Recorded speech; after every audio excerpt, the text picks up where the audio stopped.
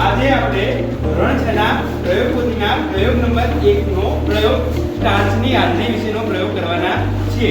તો સ્ટાર્ચની હાજરી માટે આપણે એક સોલ્યુશન આયોડિનનું સોલ્યુશન લાવ્યા છીએ અને ખાદ્ય પદાર્થમાં બટાકા, ચણાનો લોટ, ઘઉંનો લોટ, રૂ અને ગોળ એ આપણે ખાદ્ય પદાર્થ લાવ્યા છીએ.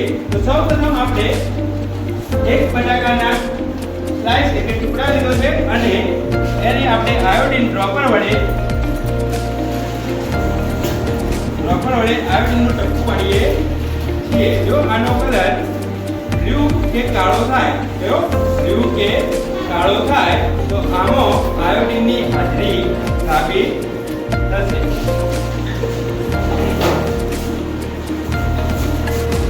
તો જુઓ આનો કલર કાળા જેવો થયો દેખાય છે કાળો કલર.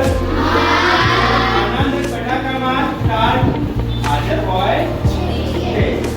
બીજા પદાર્થ તરીકે દૂધ, આ કસનીમાં દૂધ લીધેલું છે. આપણે દૂધમાં 2 ટીપા આયોડિનના નાખીશું.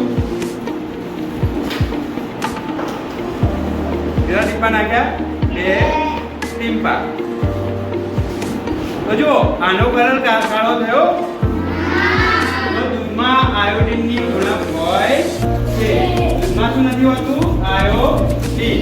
આપણે ત્રીજા પદાર્થ તરીકે ચણાના લોટનું દ્રાવણ લીધેલું છે. ત્રીજા પદાર્થ તરીકે આપણે શેનું દ્રાવણ લીધું?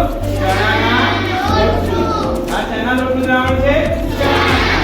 ચણાના લોટમાં આપણે ડ્રોપર વડે